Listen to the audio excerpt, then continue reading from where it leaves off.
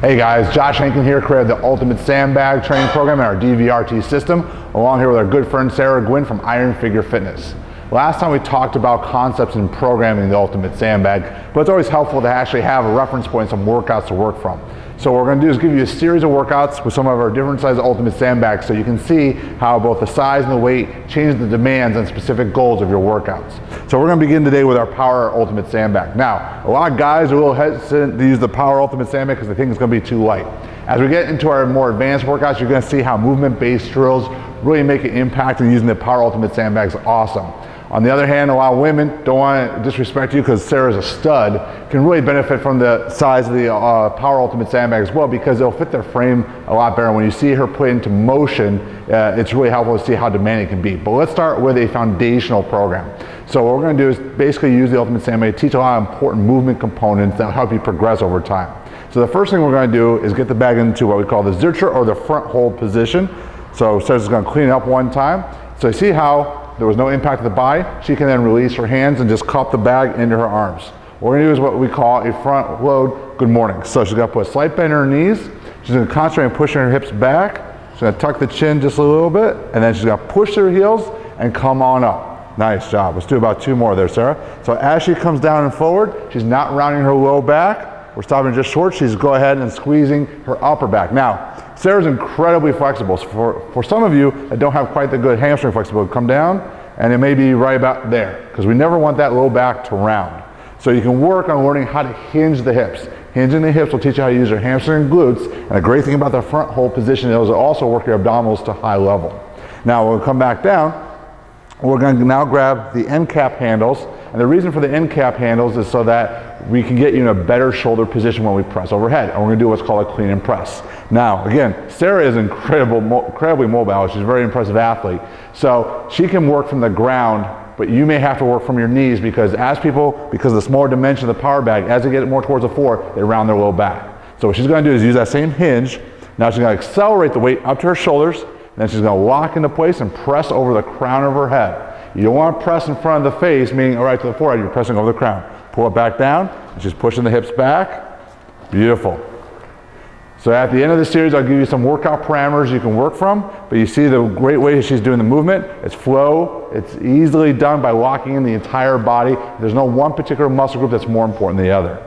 So we're using this in a circuit style. We're going to go back into that front hold position. And the reason that we're using the front hold position a lot with the power bag is because the bear hug, the power bag is usually a little bit too small. So it works a lot better in the front hold position, and it becomes like a standing plank. So we're going to do a couple of zercher squats here in a moment. Now, it's sort of similar to the benefit of a front squat, but it's actually a little bit easier because there's less demand upon the wrists and the shoulders. We're going to slowly descend into the squat and drive on up. Nice. Again, Sarah, incredible athlete. You can make your feet a little bit wider if you needed. If you need a little bit bigger base to work from. She does a great job of going down before her low back rounds. And you see how she stays a nice upright torso. So if the bag pulls you forward, you want to stop short of that, or if you're rounding your low back, you want to stop. Now, having said that, we can break the rules when we know what the rules are. Some people have very tight hips, and squats are still very challenging. So if we go into our staggered position, which is 1 foot up, so the toes are in line with the heel, this opens up the hips a little bit, so now Sarah can go ahead and do the same squat, but emphasis is more on her left leg. Now, even though this is a progression in our body position series, because of the opening of the hips, it's a little bit more user-friendly for some people. Nice job, Sarah. So now we're going to do an upper body pull. So whenever we press, either horizontally or vertically, we want to pull. So we're going to do a bent over row. The great thing about the bent over row, the Ultimate Sandbag, is the weight distribution makes any Ultimate Sandbag feel heavier than, let's say, a dumbbell or a barbell. Also, it teaches us how to hold that alignment and posture for some time. So if we crease at the hips again, hinge back, Sarah's going to go ahead and just focus upon pulling her shoulders down and back. So she's pulling the bag up around her navel area, maybe the high stomach area.